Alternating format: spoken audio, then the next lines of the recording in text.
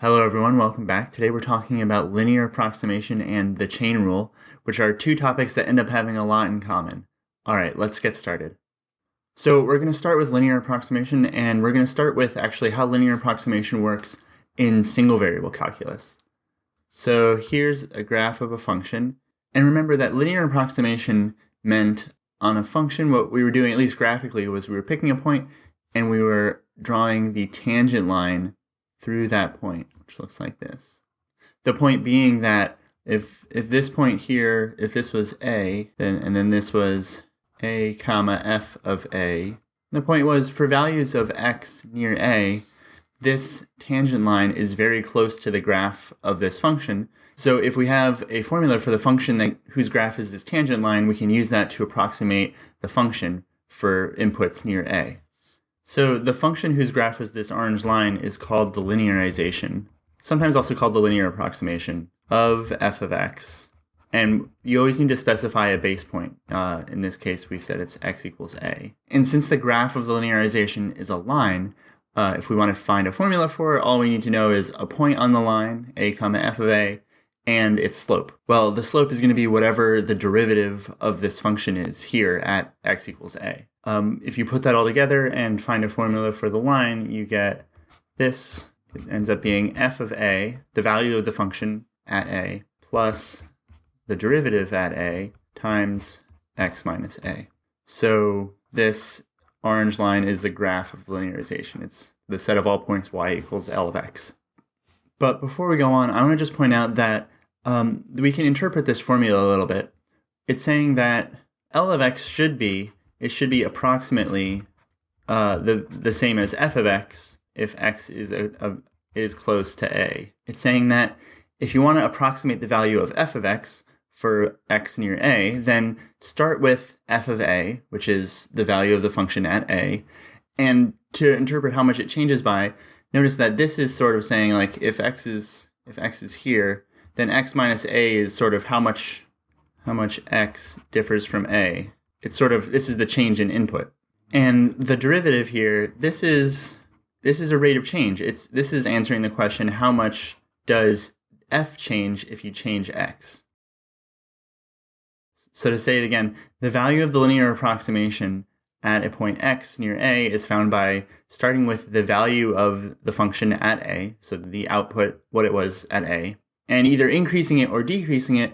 And this expression is keeping track of how much did the input change as you go from a to x. And the derivative says, okay, if you do that change, how much should that change the output? The reason I'm phrasing it this way is actually for both linear approximation and the chain rule, it's going to be useful to be thinking about the derivative as a relationship between changes in input and changes in output. So now let's talk about how linear approximation works for functions of two variables in multivariable calculus. So if we want to find the linearization of a function of two variables, f of x, y, and before we specified a base point x equals a, and since our function is of two variables, our base point is going to be a comma b, an x and a y. And okay, so here's the formula. It's going to be L of x, y, and actually maybe you can go back and guess at what it's going to be before I even write it down, but the point of me talking about all of those relating rates of changes carries over here. So if we want to approximate f for values of x and y near a, b, well, it's going to say, we're going to start by saying the output of this function should be the output of f at a and b.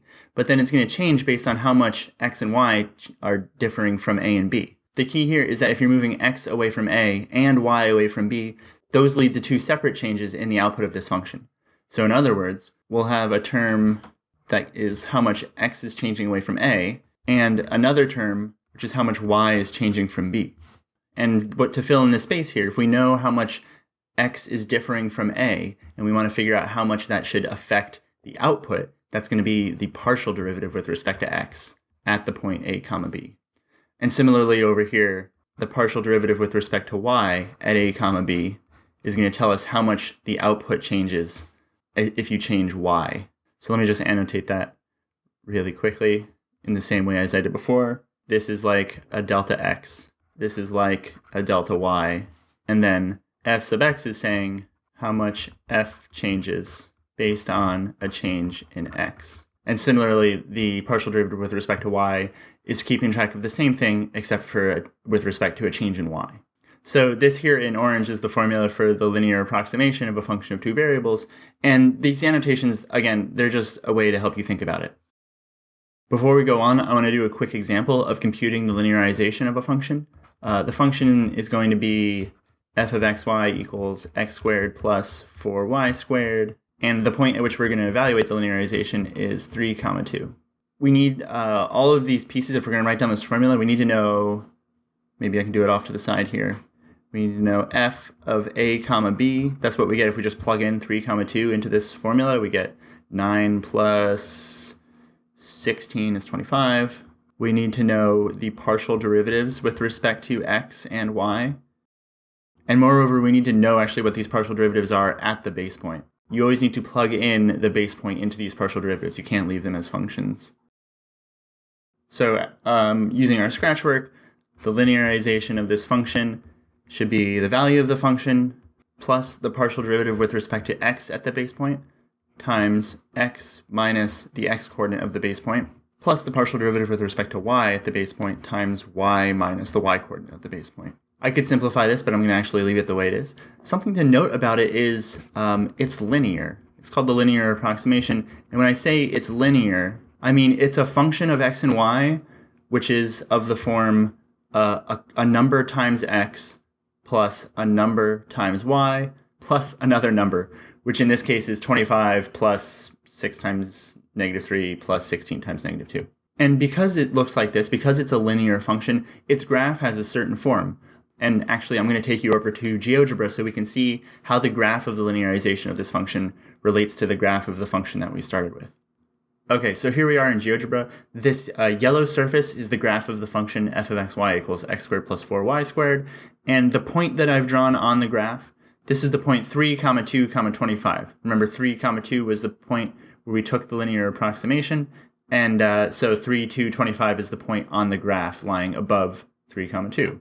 Now, to show the linear approximation, its graph is going to be a plane because it's a linear function. And actually, it's going to show up here as the tangent plane at that point. So that's a general rule. The graph of linearization of a function at a point is the tangent plane to the graph of the function, as you can see. And this kind of makes sense comparing it to the single variable calculus version of linear approximation, where the graph of the linearization was the tangent line. Here, if we're adding a dimension, then the fact that the graph of the linearization is the tangent plane kind of fits into that. So 2 last notes about linear approximation. One is what we just noticed. The graph of L of xy is the tangent plane to the graph of f of xy. And actually, in our next lesson, we'll spend a little bit more time exploring some different ways to find tangent planes to surfaces, but this is one that works when the surface in question is the graph of a function. The other note is that there was actually nothing special about the fact that this function had 2 variables, so the same thing works for functions of 3 variables. So really quickly, if the function is g of x, y, z, and the point at which you're evaluating the linearization is a comma b comma c, then the linearization is the value of the function plus a change in x plus a change corresponding to y, and finally a change corresponding to z. So it looks very similar to the formulas for the linearization of functions of 2 variables and 1 variable. They all kind of have the same pattern, where you start with the value of the function at the point, and then you're adding on all these changes, one for each variable, using the partial derivatives. Okay, so that's the end of the linear approximation part of this video. I'll be right back, and I'll tell you about the chain rule in multivariable calculus.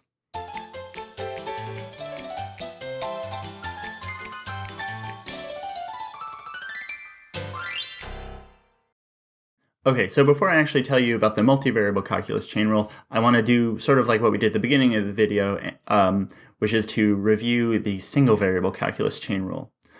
So the setup is if you have a function f, and it depends on a variable x, and the variable x, in turn, depends on another variable.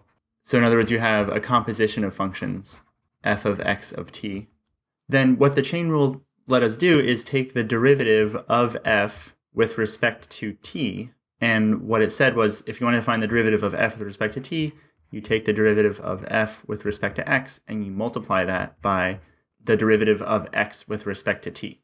This was one way to write it. Another way to write it is like this. If you want to find the derivative of f of x of t, you should take the derivative of f, leaving x of t on the inside of f unchanged, and then multiply that by the derivative of x with respect to t. These two orange statements are saying the same thing, just in different notation. But what I want to point out in this first notation is it's sort of similar to what we were talking about for linear approximation, in the sense that df dt should be how much f changes according to a change in t. And what the chain rule is saying is, to figure out how much f changes if you change t, well, let's think of it this way. If you change t, then since x depends on t, x will change by approximately dx dt. So this is how much x changes if you change t. So again, if you change t, then x changes by dx dt. And to figure out how much that affects a change in f, then you need to take that change and multiply it by the derivative of f with respect to x, which keeps track of how much f changes if you change x.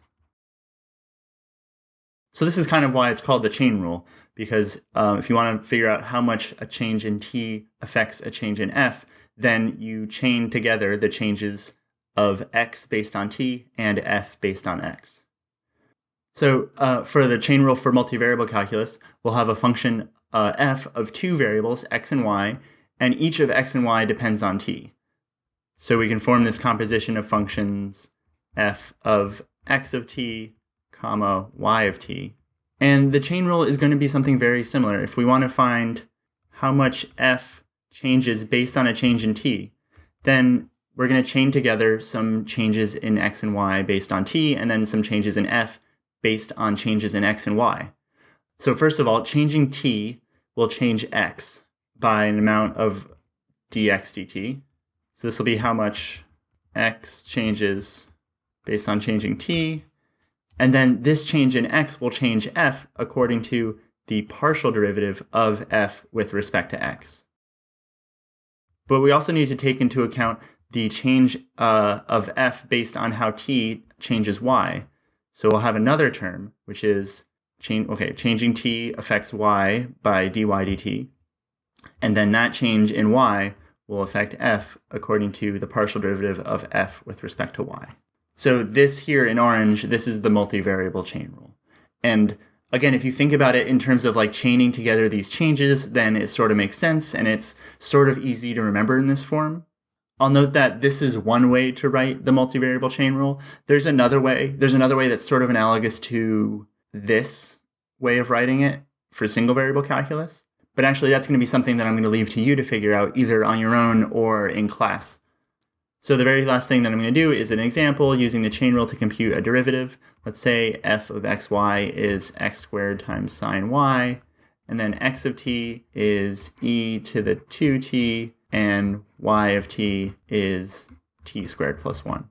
And we want to find the derivative of f with respect to t. Okay, so something you could definitely do is just take x of t and plug it in for x here, and take y of t and plug it in for y here. Then you'd have a function of just t, and you could take the derivative of that using the normal differentiation rules. That would be using the single variable chain rule.